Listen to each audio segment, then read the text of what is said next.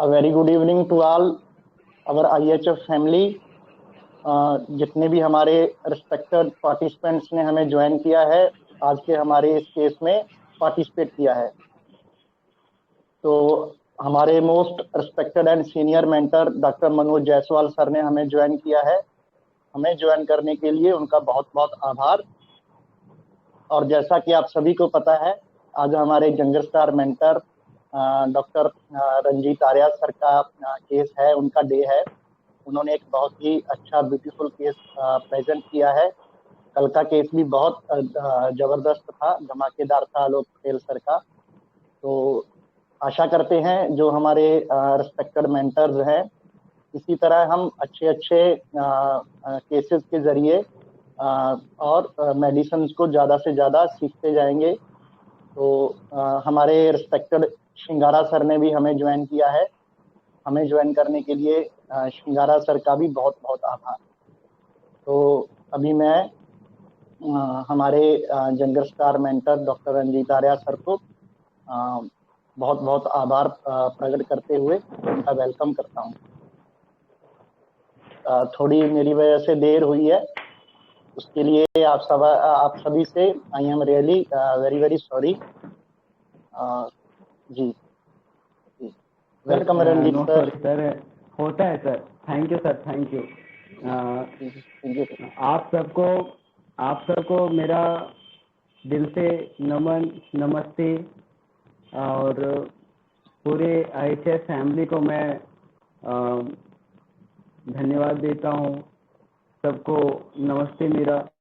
यहाँ पर सबने बहुत अच्छे से पार्टिसिपेट किए हैं और इससे ये चीज़ देखने मिलता है कि लोग कितना सीखना चाहते हैं और सीखने की जिज्ञासा भी बहुत है। तो काफ़ी लोग बहुत इंटरेस्टेड हैं। तो आज का हम लोग केस करते हैं। तो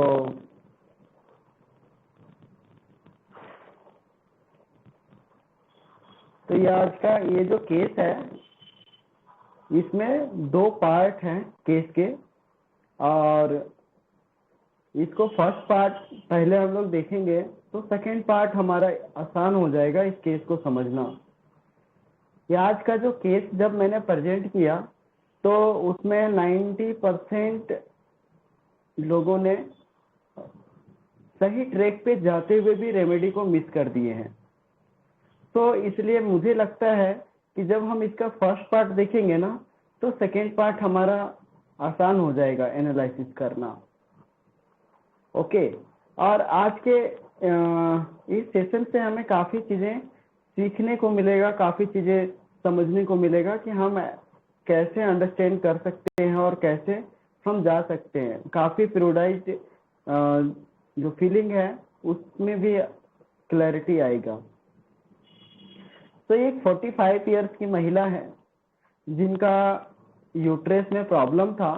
अब बहुत हैवी ब्लीडिंग होता था और एवरी 20 डेज में 15 डेज में उनके मेंसेस आते थे और मेंसेस कंटिन्यू 15 डेज कंटिन्यू चालू रहता था। करीब 10 to 15 डेज कंटिन्यू उसके मेंसेस के फ्लो रहते थे और हैवी फ्लो रहते थे। उनका जब अल्ट्रासोनोग्राफी करवाया गया था बिफोर 1 ईयर, उस टाइम उनका बल्कि यूट्रस का प्रॉब्लम था और ये प्रॉब्लम उनको 2015 से था, लेकिन इधर 2 साल से उनका तकलीफ जो है ये काफ़ी बढ़ गया था। ओके। ये केस हमारे पास 1 साल पहले आया था और ये एक ब्राह्मण फैमिली से है। इनका 2 बेटा है और 1 बेटी है। इनके पति जो हैं वो ब्राह्मण फैमिली से हैं, तो वो पूजा पाठ करवाते हैं। तो जब ये हमारे पास आए तो उस टाइम इनके हस्बैंड आए और ये पेशेंट आई।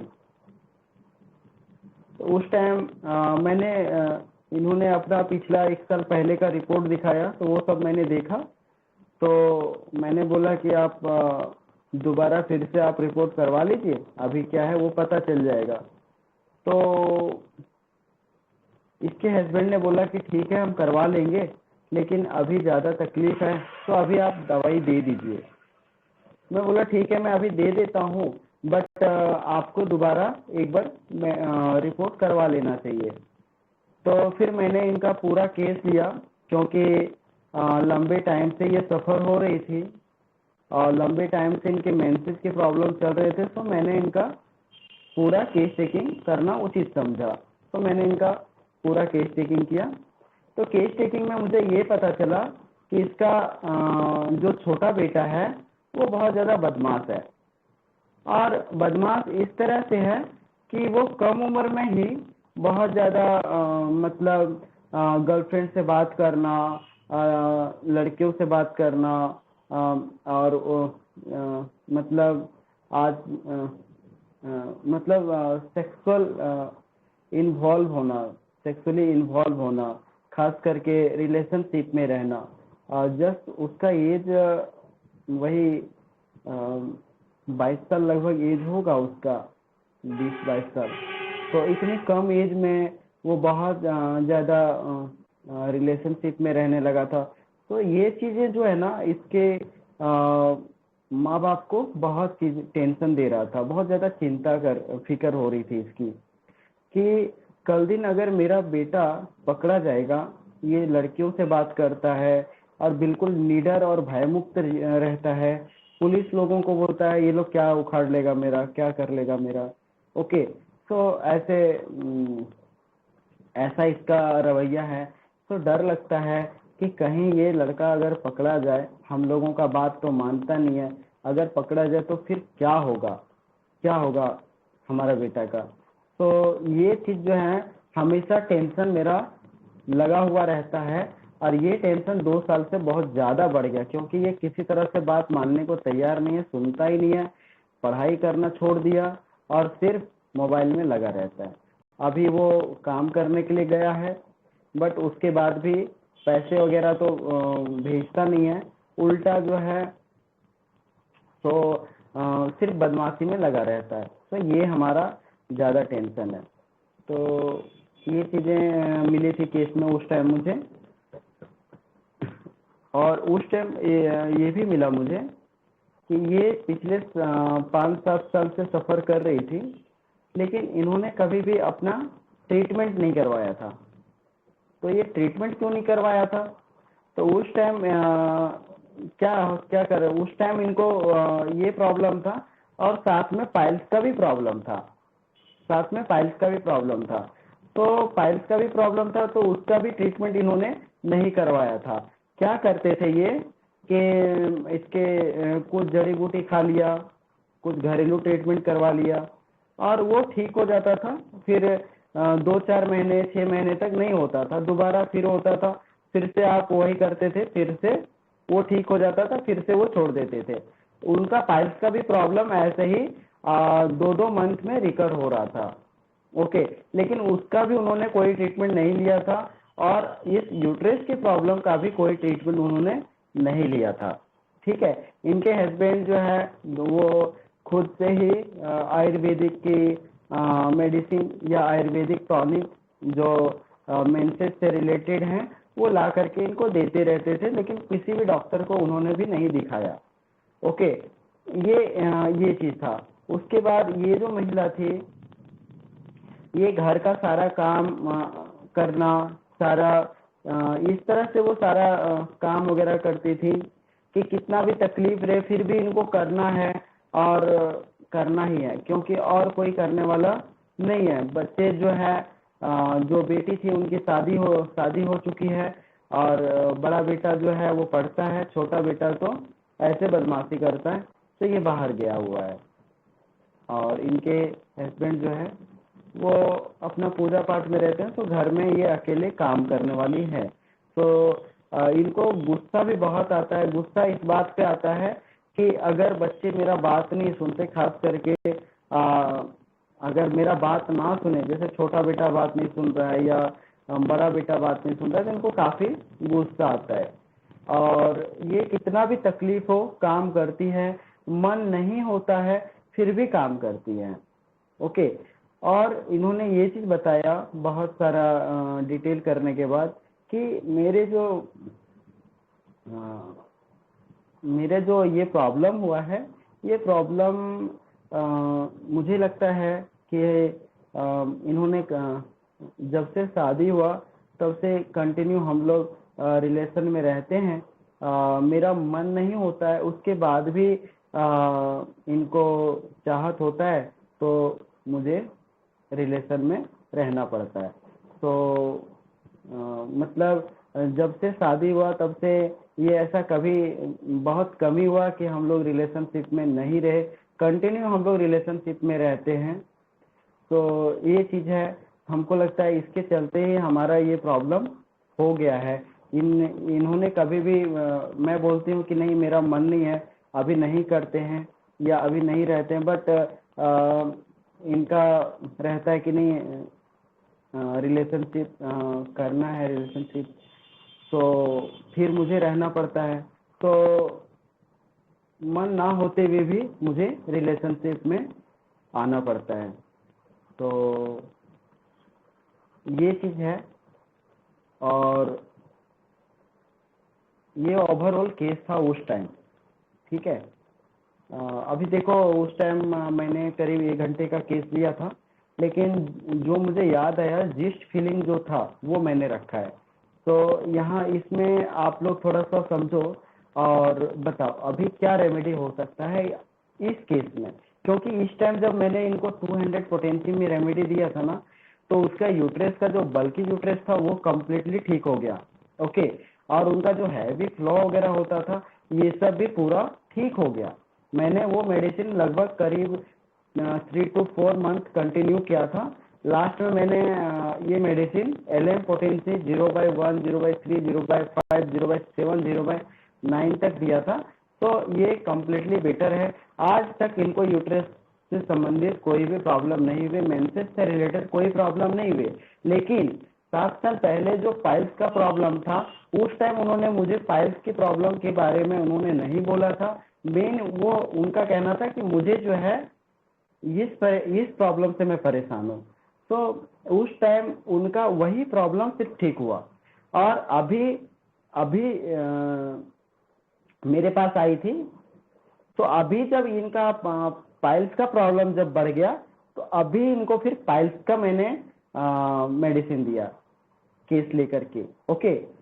तो पहला उनका यूट्रेस का प्रॉब्लम ठीक हुआ, उनका जो गैस बनना, उनका जो हील में पेन था, उनको जो एसिड होता था वो उस टाइम निकल गया। ठीक है। लेकिन पाइल्स ठीक नहीं हुआ, पाइल्स ठीक नहीं हुआ।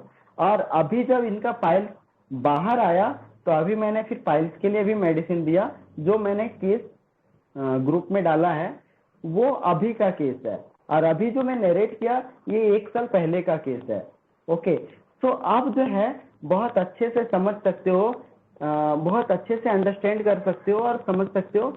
अभी सबसे पहले फर्स्ट अभी जो मैंने बताया इसमें क्या रेमेडी होगा वो बताओ, फिर हम लोग अभी सेकेंड में आएंगे। जिस भाई तो सीधा सीधा सीपिया का ही फील आ रहा है, सीपिया का ही फील आ रहा है। सीपिया का फील आ रहा है। आ रहा है ना? ओवरऑल सीपिया का फील आया ना? जी सर। यस।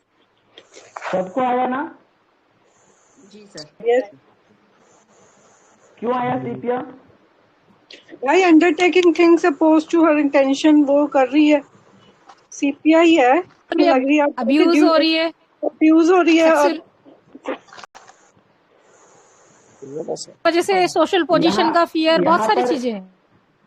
अभी यहाँ इस केस में क्या था ना, इस केस में क्या था, फर्स्ट में मैं ये देखा था कि हमेशा ये जो है मन नहीं है उसके बाद भी इन्वॉल्व हो रही है।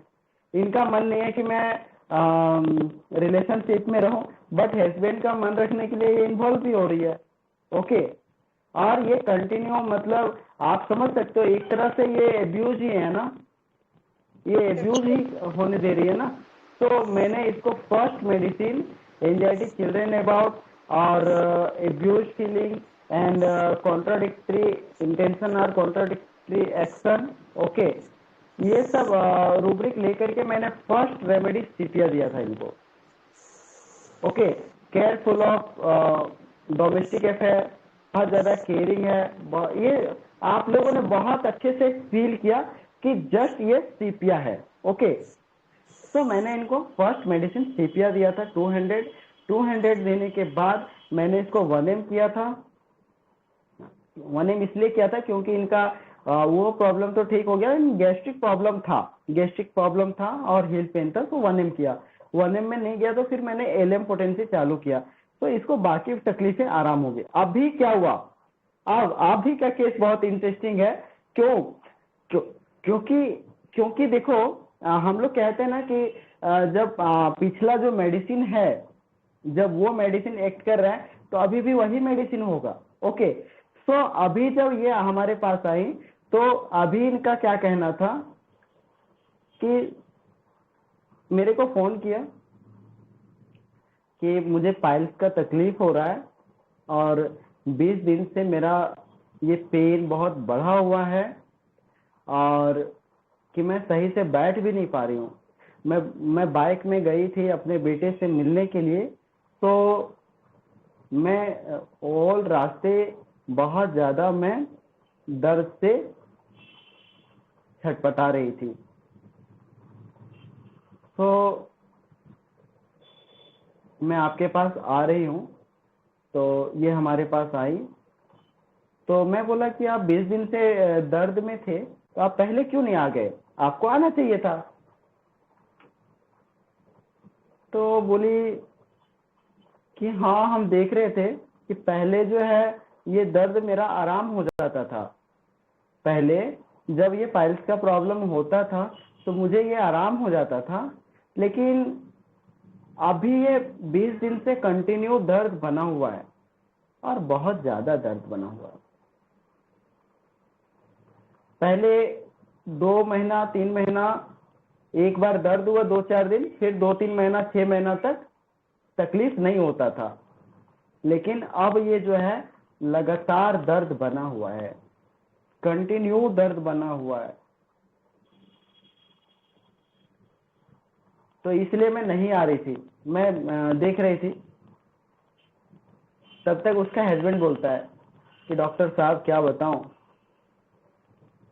मेरे बेटे के बारे में जो बताया था वो ऐसा गलत काम किया कि एक शादीशुदा महिला के साथ उनको अफेयर रखा और वो रंगे हाथ पकड़ा गया। जो चीज का इनका लंबे टाइम से टेंशन रहता था वो चीज हो गया, तो इनका भी तो इसका बहुत ज्यादा टेंशन रहा है इनको, और अभी काफी पैसा खर्च हो चुका है, हम लोग के पास पैसा नहीं है, खाने तक के पैसे नहीं हो रहे, तो इलाज कहाँ से करवाते हैं। तो ये भी जो है सोच रही थी कि अभी पैसे नहीं है तो बाद में करवाएंगे, अभी किसी तरह से टल जाएगी। मैं बोला ठीक है। तो इनको पूछा कि क्योंकि मॉर्बिडिटी मुझे यही लगा कि ये जो लेडी है अभी इनका बेटा जो इस तरह से कान में फंसा, इसलिए इसको जो लगता है ये पाइल्स का प्रॉब्लम एग्रावेट हो गया। तो मैंने इनसे अब समझना चाहा कि वास्तव में हम खुद से क्या रूब्रिक बना लेना। रूब्रिक अगर हम बनाना चाहे तो कुछ रूब्रिक बना सकते हैं, बट मुझे उसके एक्चुअल फीलिंग को समझना था कि उसका क्या है। तो मैंने उनसे पूछा, 1 मिनट सर, थोड़ा चार्ज में लगाना था।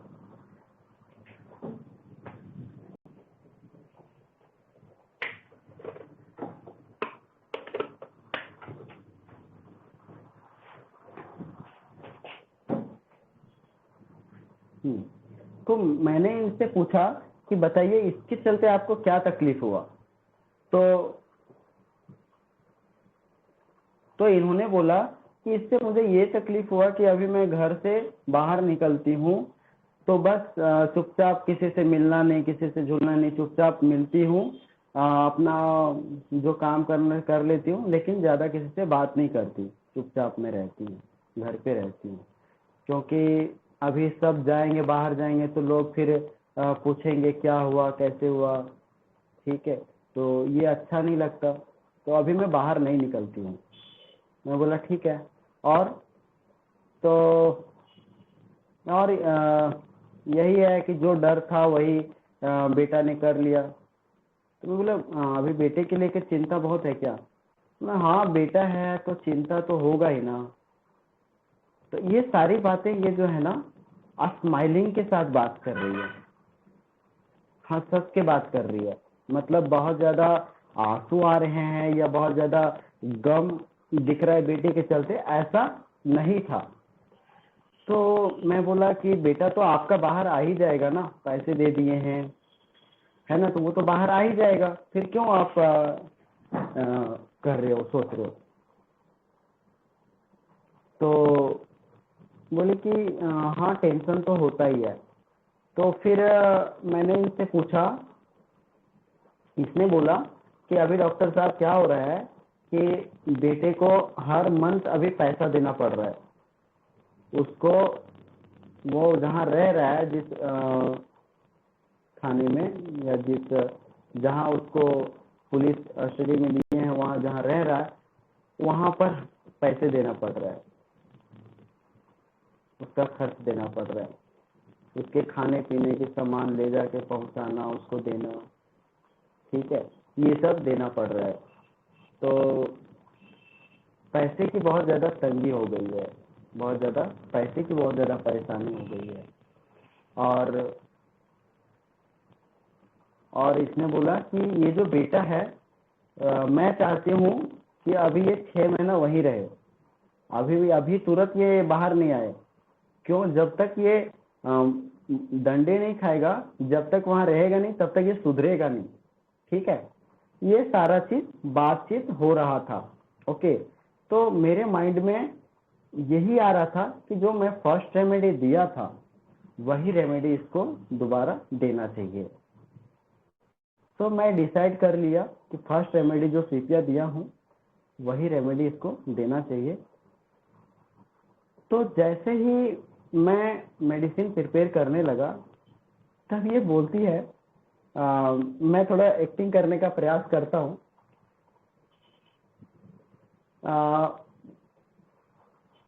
डॉक्टर साहब, वो नीचे पाइल्स का जो प्रॉब्लम है ना, वहाँ पर मस्सा हो गया है, मस्सा हो गया है, और वहाँ स्वेलिंग हो गया है, स्वेलिंग हो गया है। तो वो जो मस्सा हो गया है ना, वो ये दवाई से गल जाएगा, वो ठीक हो जाएगा। मैं बोला हाँ, हो जाएगा। बोला अच्छा। कि नहीं डॉक्टर साहब, तो हमारे आसपास में सब बोलते हैं इसका ऑपरेशन करवाना पड़ेगा, इसका ऑपरेशन करवाना पड़ेगा, बिना ऑपरेशन के ये ठीक नहीं होगा। अब ऑपरेशन कराने के बाद फिर हो जाता है, तो ऑपरेशन कराने के बाद ये फिर हो जाता है, फिर दिक्कत परेशानी हो जाएगा, इसलिए हम ऑपरेशन नहीं कराना चाहते। अच्छा, ठीक है। और मतलब यही कि हमारे अगल बगल में लोगों को ऐसा प्रॉब्लम था, तो वो लोग जो है ऑपरेशन करवाए और दोबारा हो गया। तो ये चीज़ लगता है कि ऑपरेशन अगर किसी तरह मतलब जी दाब के अगर करवा भी लो तो उल्टा दोबारा हो जाएगा, तो फिर कितना परेशानी हो जाएगा। तो किसी तरह से आप ठीक कर दीजिए ताकि ऑपरेशन हमको ना कराना पड़े।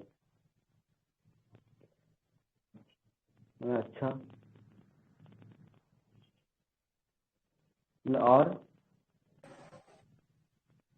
तो यही है, अब दर्द से ये उसी तरह छटपटा रही थी। तो यहाँ पर जब ये फीलिंग आया तो मैंने फिर से ऑल ओवर फिर से मैंने इसको कलेक्ट किया और फिर मैंने इसको समझा कि अब क्या रेमेडी देना है। तो मैंने यहाँ सीपीआर रूल आउट कर दिया और अब मैंने जो रेमेडी दिया वो अलग रेमेडी दिया। तो मुझे भी बिलीव नहीं हुआ कि इसको मेडिसिन मैंने 200 पोटेंसी में, मैं जनरली अब ड्राई डोज नहीं देता हूँ, तो 30 ml डिस्टिल वाटर लिया और उसमें 2 ड्रॉप मैंने मेडिसिन डाले और मैंने उसको सेक करके और पिला दिया। सो विदिन 5 मिनट इसका पेन कम हो गया और इसने बोला कि मुझे बहुत अच्छा फील हो रहा है विदिन 5 मिनट। ओके, और फिर मैंने इसका 3 दिन के बाद फॉलोअप लिया तो बोला हाँ इस मेरा पेन बहुत कम हो चुका है। आज भी मैंने उसको कॉल किया कि कैसा है, मैं डॉक्टर साहब मेरा बहुत अच्छा है और जो मस्ता था वो मस्ता भी छोटा हो गया। तो ये केस है। तो पहले का केस और अभी के केस आज हम लोग इस पे डिस्कस करेंगे और आज के केस से काफी चीजें क्लैरिटी होगा कि हम लोग इस तरह के केसेस में कैसे हमें क्या देखना है। तो मुझे भी लगा कि अगर हम इस चीज को डिस्कस करेंगे तो काफी डॉक्टर्स को हेल्प मिलेगा केस को स्टडी करने के लिए। तो अब बताओ अब क्या रेमेडी होगा? स्ट्रैम का फील आ रहा है मुझे, तो स्ट्रैमोनियम लग रही है पूरी। पूरा सेकंड पूरा एनालिसिस बताओ, पूरा एनालिसिस बताओ। आप सिर्फ एक एंगल को कंसीडर मत करो, ये भी देखो कि उसका, क्योंकि मैंने इस बार जो मेडिसिन दिया ना उसको पीपीपी पे दिया है। तो उसका पीपीपी देखो क्या क्या आप कोरिलेट कर सकते हो रेमेडी से। सर मैं बोलूं? हाँ जी सर, ये क्योंकि इसका कैरेक्टर ही ऐसा है, यील्डिंग वाला नेचर है, पहले से भी यील्ड करते जा रही थी और अभी भी उसका वही यील्डिंग नेचर ही दिखा। और ये क्योंकि प्रोलॉन्ग हिस्ट्री ऑफ इसको ग्रीफ है, रह चुका है, डोमिनेशन रह चुका है, हस्बैंड के साथ जो एब्यूज हो रही है वो, और वो तमाम हिस्ट्री देखते हुए भी अगर आज की कैरेक्टर, आज का भी अगर आपने जैसा प्रेजेंट किया, वो क्यूरियस भी है टू नो दी कि क्या होता है, ये ठीक हो जाएगा ना, फिर वो डिस्पेयर में चली जा रही है पेन की वजह से, और फियर ऑफ इंजरी भी है, ऑपरेशन नहीं करवाना है उसको, और horrible things and sad story affect her profoundly, ये सब लेते हुए कार्सिनोसिन आ रहा है। Very good, very good. मैं बोलूं? Because she is a responsible person, she is a responsible person, तो ऐसा नहीं है कि कुछ इंडिग्नेशन हुआ है या कुछ ऐसा कुछ तो नजर नहीं आ रहा अभी राइट नाउ, आपने जो बात की है उस हिसाब से। तो बेसिकली इसका मेरे हिसाब से कार्सिनोसिन सिपिया को फॉलो भी करता है इसलिए। Hello, okay, thank you. हाँ गुड इवनिंग बोलिए। सर। नमस्ते सर मुझे लैकेसिस का फील आया इसमें। Okay this lady is very frivolous, उसको बहुत ज्यादा दर्द है, ब्लीडिंग है, 20 दिन से वो सहन कर रही है, तो इसके लिए मैंने एक्स्ट्रा वैगन्स लिया और जो ये बच्चे के बारे में सोच रही थी वैसा हो गया, तो इसमें क्लैरिवायंस लिया था मैंने। और शी इज प्रिजुडाइज कि ऑपरेशन करने के बाद भी ये होता है और ऑपरेशन से ठीक हो जाएगा कि नहीं, इसलिए वो क्यूरियस प्लस प्रिजुडाइज लिया। और उसने जो इम्प्रेशन कैरी किया कि ऑपरेशन होने के बाद भी आजू बाजू वाले बोलते कि फिर से आ जाता है, तो मुझे ओवरऑल ये फील लैकेसिस का है सर यार। Very good, very good dear. और हाँ मैं बोलूं doctor Ranjit? Yes D, hello. Yes D. हाँ, अभी जो सेकंड पार्ट है ना, अब इसमें क्या है, बेटे का तो जो होना था सो हो गया, उसने तो डिसअपॉइंट कर ही दिया, मतलब नाक कटवा ही दिया है ना। अभी उसके लिए जो ज्यादा इम्पोर्टेंट है वो मनी है। She is in fear property of, मैंने रूब्रिक्स लिए हैं, element from money losing, fear injury being injured of, fear poverty of, fear recurrent कि दोबारा से हो जाता है, she is hiding herself and horrible things, sad story affect her profoundly। तो मेरा आर्सेनिक आ रहा है। वेरी गुड, बहुत अच्छा। Sir one more point I want to add. उसका जो रीजन था सर ऑब्जेक्टिव रीजनेबल लगा, कि अभी पैसे नहीं अच्छा। है तो हम ऑपरेशन नहीं करवा सकते, ट्रीटमेंट नहीं कर सकते हैं, और ऑपरेशन के बाद भी ये फिर हो जाता है सर। हाँ फियर रेकरेंट डाला ना मैंने कि दोबारा से हो जाएगा, उसने सुना है ऐसा। ओके। रंजीत सर, हाँ सर। तुषार सर ने मेरा कॉपी कर लिया टोटली। ओके। टोटली कॉपी कर लिया सर, A to Z। बाप रे बाप रे। मजेदार हो गया बाकी फिर। देखते हैं आपका क्या रेमेडी रहेगा, क्या एनालिसिस रहेगा। डिट्टो कॉपी है। And okay I okay. Am Tushar sir की ऑब्जर्वेशन बहुत अच्छी है सर, बहुत शार्प माइंडेड है। बहुत अच्छी। मैंने एक दो बार वो देखा तो है। सर मुझे रूटा भी लगा, थोड़ा सा रूटा। थोड़ा क्यों, थोड़ा सा क्यों, पूरा चलो लगना चाहिए ना। हाँ हाँ पूरा ही पूरा। Horrible things sad story effect sir, है ना। तो हाँ इसको हाँ लाइट डिजायर था और फियर हाँ। इंजरी भी था इसको। इंजरी के साथ साथ इसको मनी मैटर्स की बहुत ज्यादा एंजाइटी है। इसको क्योंकि लगता है पहले तो कि मैंने इसका कलकेरिया ही डाला था, कलकेरिया का भी, बट आपने सिनेरियो चेंज कर लिया तो हम भी चेंज हो गए। तो वो कह रही ना मेरे साथ आप चेंज मत हो ना, कहीं कि मैं कई बार जो है ना उलझा भी देता हूँ। वो तो पता है सर। ठीक है। और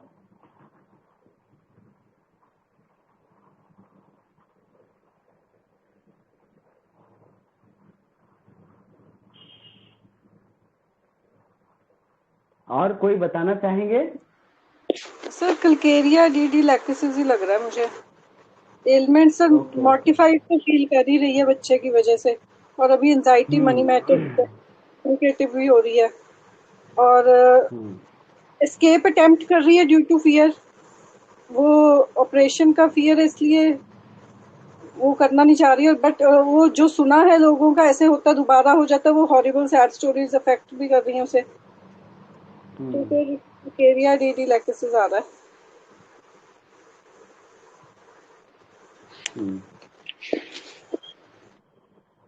चलो और कोई कुछ बताएंगे?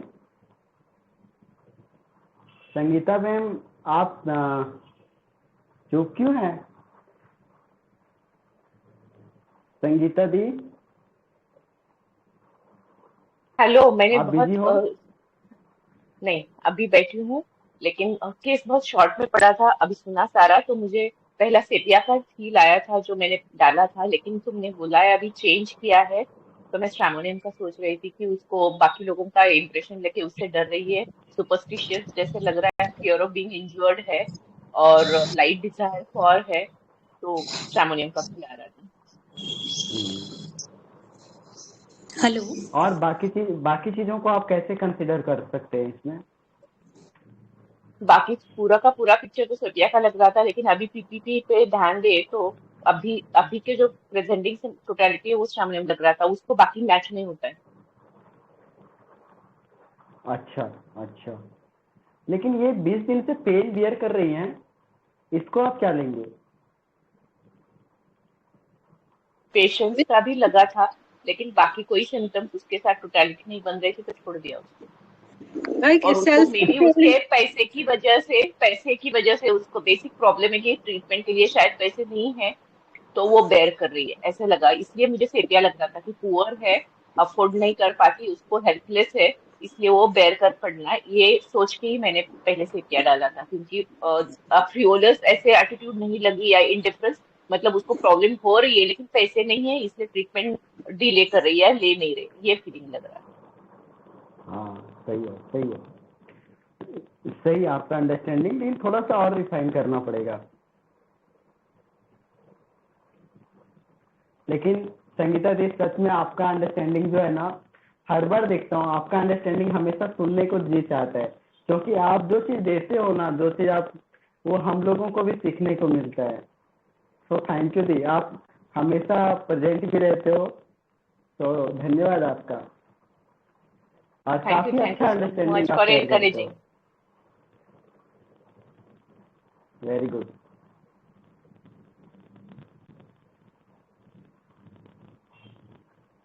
और कोई शेयर करना चाहेंगे या डिस्क्लोज कर दूं? Hello sir. हाँ हाँ बोलो शीतल जी। सर मुझे भी सेकंड पार्ट में वो कलकेरा कार भी लग रही है, वो कहीं ना कहीं इम्प्रेशन कैरी कर रही है, लोगों से सुना है ऑपरेशन के बारे में। और दूसरा इशू ये था कि उसको एंजाइटी मनी मैटर्स है, और जो बेटे के बारे में जो इंसिडेंट बताया वो उसका एक एम्बरेसमेंट है, सोशल पोजीशन कंसर्न है, इसके लिए वो बाहर नहीं निकल रही है, घर में बैठी है, इसके लिए मैंने कलकेरे कार लग रहा है। जी मैम, थैंक यू। और एक प्रीति अग्रवाल मैम भी अपना एनालिसिस देना चाह रहे थे। प्लीज प्रीति अग्रवाल मैम, आप भी दे दीजिए। इसके बाद हाँ जी सर। हाँ, Ranjit good sir. Evening. Basically मुझे भी वेरी गुड। स्ट्रामोनियम वाला ही फील आ रहा है, जो इन बीइंग ऑफ इंजरी और जो हाइडिंग, बेसिकली उसको क्या है, एम्बैरेसमेंट करके लगा लो या किसी भी चीज करके वो छुपना चाह रही है अपने आप में, तो मुझे थोड़ा स्ट्रामोनियम वाला ही फील है। आपको भी थोड़ा सा ही लगा? हाँ जी। जी। बट आप तो काफी 3-4 महीने से आप अभी माइंड मेथड कर रहे हो ना? हाँ जी। हाँ जी। Very good understanding. हाँ जी सर। अभी तो प्रैक्टिस कर रहे हैं तो सर थोड़ा सा तो आ ही रहा है। Okay okay, very good very good, so nice. तो चलो अब मैं डिस्क्लोज करता हूँ। जी। आप सबको मैं जैसे जैसे बताता हूँ, ठीक है, आप लोग रूब्रिक दिमाग में सोचते जाना, ठीक है, हमने कैसे इन चीज को समझा। जी। तो मैंने सबसे पहले चीज समझा कि ये 20 दिन से बियर कर रही है। क्यों बियर कर रही है जी? क्यों बियर कर रही है, क्यों बर्दाश्त कर रही है? हमने यहाँ पर टोटल 3P पे सोचा है, हमने उस पास्ट हिस्ट्री को छोड़ दिया, 3P पे सोचा। मैंने आधा केस तो मेरा सीपिया पे ही जा रहा था, लेकिन आगे का जब अंडरस्टैंडिंग सुना तो फिर मैंने इसको ऑल ओवर फिर से मैं रीएनालिसिस करके मेडिसिन तक पहुंच गया। तो मैं सोचा कि ये 20 दिन से पेन बियर कर रही है, तो मेरा फर्स्ट रूब्रिक था, वो क्या था, क्या हो सकता है? Due to pen. ओके, इतना दर्द में भी वो बियर कर रही है। अरे फ्राइबुलस तो ये चीज सोचता है ना, फ्राइबुलस क्या रहता है ना कि यार थोड़ी प्रॉब्लम है, कोई बात नहीं है, थोड़ी प्रॉब्लम है, कोई बात नहीं है, हम बाद में दिखा लेंगे। ओके, उसको नगण्य समझता है, उसको वैल्यू नहीं देता है। फ्राइबुलस वाला वैल्यू नहीं देता है, वो अपनी तकलीफ को उतना कंसिडर नहीं करता है। ओके, तो यहाँ पर फ्राइबुलस से ज्यादा है इंडिफरेंस टू सफरिंग। क्यों इंडिफरेंस क्यों है? क्योंकि पैसे नहीं हैं, पुअर है। ओके, तो पुअर है, इसके चलते ये पेन को बियर करते जा रही है, बियर करते जा रही है कि ठीक है ना, कुछ दिन के बाद तो ये कम हो जाएगा ना, ये समय तो चल जाएगा ना। तब तक अपना ध्यान कहाँ लगा रही है? बाहर लगा रही है कि किसी तरह ये समय चल जाए, बाद में फिर दिखाएंगे। ओके, तो ये फ्राइबुलस हो सकता है, लेकिन फ्राइबुलस से ज्यादा मुझे मार्क लगा इनडिफरेंस टू सफरिंग। अपनी सफरिंग के प्रति इसका इंटरेस्ट या जो कंसर्न होना चाहिए, वो कंसर्न हटा के दूसरे जगह अपने आप को इन्वॉल्व कर रही है। अपना कंसर्न दूसरे को ज्यादा इंपॉर्टेंट दे रही है, लेकिन इसको इंपॉर्टेंट कम दे रही है। सो इंडिफरेंस टू सफरिंग मुझे लगा फर्स्ट चीज। सेकेंड चीज मुझे ये लगा कि ये पुअर फील कर रही है, सो डिल्यूजन पुअर। तो यहाँ पर मुझे ये अष्टामोनियम की फील आ गया। ठीक है, अब मैं उन चीजों को फिर कोरिलेट करने का प्रयास किया जो ये बोल रही है। क्या बोल रही है? कि मुझे ऑपरेशन करवाने से डर लगता है, ऑपरेशन में नहीं करवा सकती, सो fear injury being of injured and continue pain बना हुआ है, delusion, injury being injured and impressionable, fear of suffering कि एक बार ऑपरेशन कराओ तो दोबारा फिर से ऑपरेशन कराना पड़ता है या फिर से हो जाता है तो फिर से वही झेलना, तो fear of suffering and light desire for कि ये मस्सा ठीक हो सकता है ना, ठीक हो जाएगा ना, और आप मुझे अब इसको ठीक कर दीजिए, ठीक है। तो carried desire to be carried, extravagance, okay, ये सब रूब्रिक ले करके मुझे माइंड में अष्टामोनियम क्लियर हो गया, तो मैंने इसको अष्टामोनियम 200 का डोज दिया, ठीक है।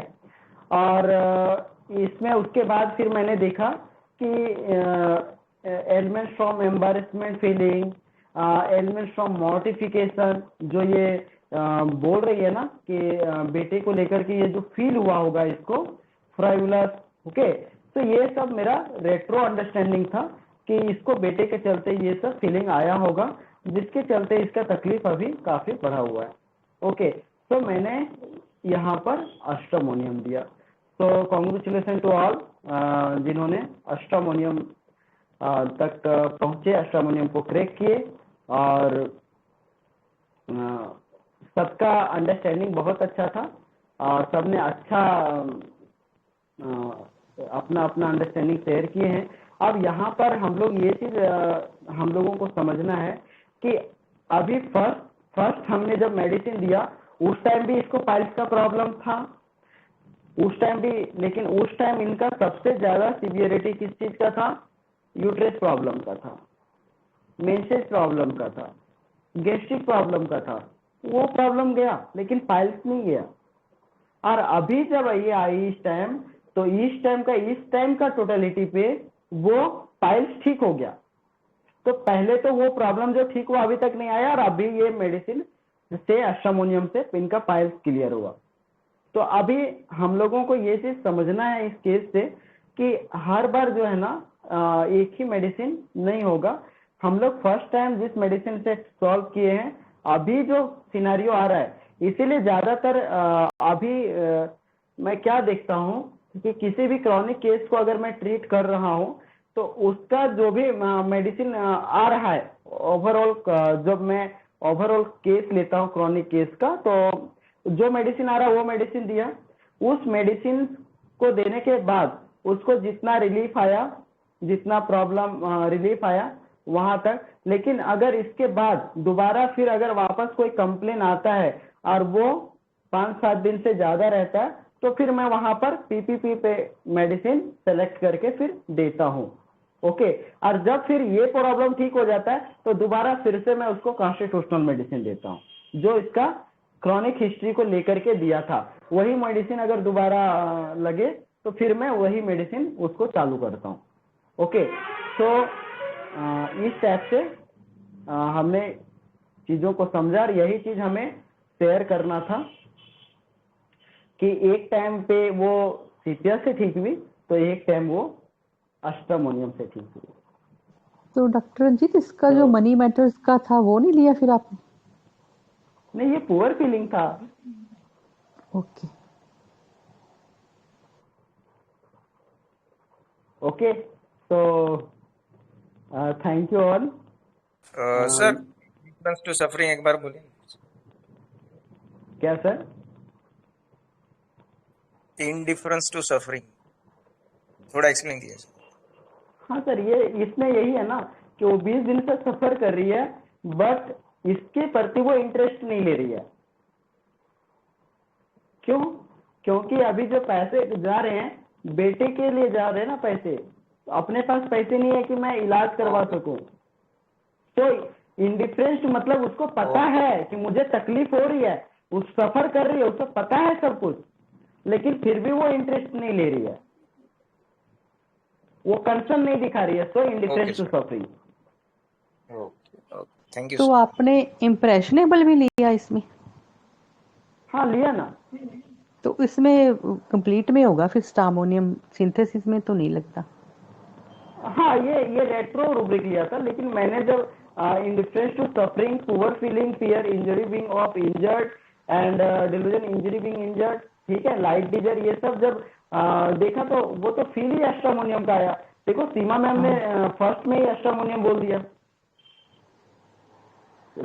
आप सब ने सबका अंडरस्टैंडिंग सही था, लेकिन थोड़ा सा क्या था ना कि हम वो पुरानी पास्ट की चीजों को जो हम मिला रहे थे ना, इसमें वो रेमेडी को गलत कर दे रहा था। सबका अंडरस्टैंडिंग डॉक्टर सही जी, था। आपने सुबह देखो आज अभी जो कहानी सुनाई इतनी लंबी चौड़ी इस फीमेल पेशेंट की, सुबह तो नहीं ना बताई थी, नहीं बताई थी ना? भाई हाँ, नहीं, लेकिन ऐसा मैं ऐसा बता क्या रही है, हूँ कि आई एम मैंने जस्ट जो sharing audio my recording view डाला है। पॉइंट। नहीं नहीं, आप सुनिए नो तो सही ना। आप, आपने मोटा हाँ मोटा जो डाला, तो मेरा जो एनालिसिस था मैंने स्ट्रैम डीडी ओपीएम डाला था, ठीक है। तो वो जो भी हाँ, हमने उसको पकड़ा उस टाइम, वो हम मतलब ठीक ट्रैक पर जा रहे थे मतलब। और आप अभी लोग आपने बहुत उसको बहुत दो अच्छे पार्ट ट्रैक में पे थे। डिवाइड किया, आपने दो पार्ट में डिवाइड किया केस को। और जब जब पहली बार में सबने देखो 100% सबने सीपिया बोला, बिकॉज वो क्लियर कट सीपिया था। जो सेकेंड पार्ट था वो हाँ आकर फिर कहीं ना कहीं हम लोग चैनल चेंज हो गया है ना। तो लेकिन हमने हमने सेकेंड पार्ट में ऐसा भी कुछ भी मिस करके आप लोगों को प्रेजेंट नहीं किया हूँ। ऑल ओवर में वो सारी चीजें इंफॉर्मेशन वहां दी हुई है अपने ऑडियो रिकॉर्डिंग में।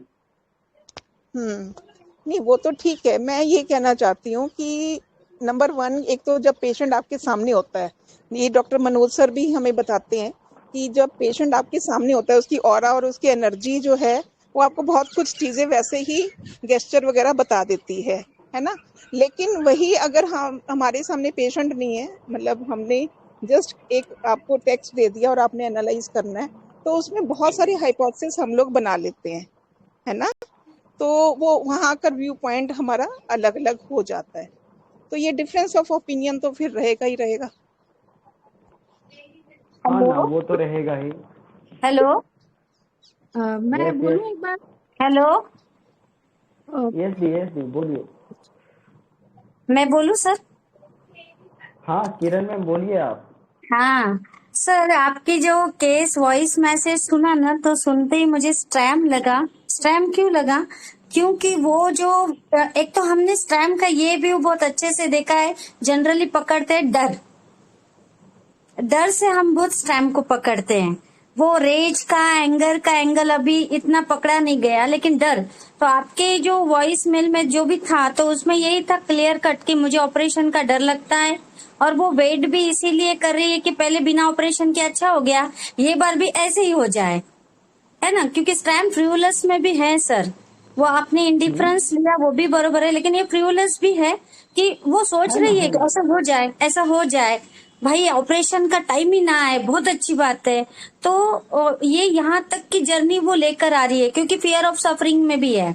वो नहीं चाहिए, क्योंकि उसने सुना है लोगों से कि ऑपरेशन होने के बाद ना ये फेल भी हो सकता है। फिर से वो मगजमारी करो, है ना। पैसे की कमी है, पहले ही बिजनेस स्टॉक में भी है स्ट्रैम। पैसे की कमी है, बच्चा भी साथ नहीं दे रहा है।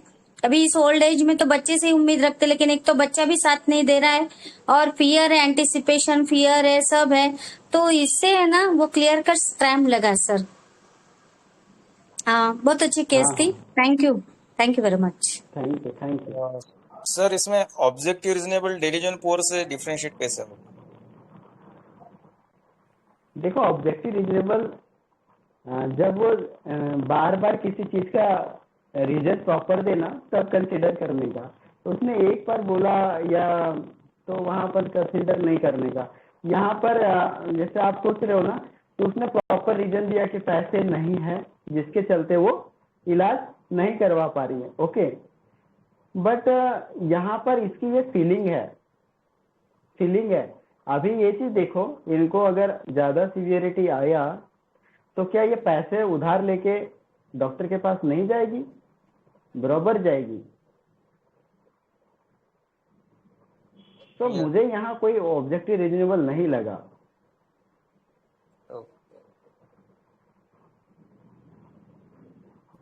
तुषार सर, ऑब्जेक्टिव रीजनेबल में एक ऑब्जेक्टिव रहता है जिसके लिए वो रीजनेबल कार्य करता है। Yes sir. जी रंजीत सर कंटिन्यू कीजिए। परवीन सर ये सेशन 1 घंटा का ही रहने दीजिए तो ज़्यादा बेटर रहेगा, लोगों को सुनने में भी और अंडरस्टैंड करने में भी। Hello Parveen sir.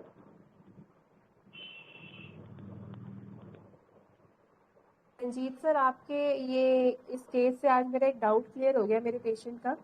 मेरा एक पेशेंट है, स्ट्राम का है। वो जब पूरी केस टेकिंग कंप्लीट हो जाती है वो हमेशा बोलती है कि मैम डिस्काउंट नहीं दोगे। मतलब जब पूरा केस फिनिश हो जाता है, कभी कभी आती है बीच में, मैं स्ट्रामोनियम ही देती हूँ उसको, तो हमेशा एंड में बोलती है आप डिस्काउंट नहीं दोगे। तो मुझे माइंड में रहता था कि क्या मतलब ऐसा क्यों पूछती है एंड ऑफ द केस में। तो आज थोड़ा क्लियर हो गया कि बिजनेस स्टॉक में है और मनी मैटर्स का स्ट्रामोनियम में काफ़ी वो रहता है डाउट, इसलिए उसका अब आज मुझे समझ में आया आपके केस से। परवीन सर लगता है निकल गए हैं, तो मैं यहीं पर सेशन को वाइंड अप करता हूँ। Thank you all. चलो नाइस केस, लेकिन कौन सी मेडिसिन में सुन नहीं पाया, बिजी था पेशेंट में, इसलिए इस समय बड़ा मुश्किल हो जाता है। मनोज सर आपका आवाज नहीं आ रहा है। मेरी आवाज नहीं आ रही है? हेलो। नहीं सर, बहुत स्लो आ रही है। अच्छा एक मिनट।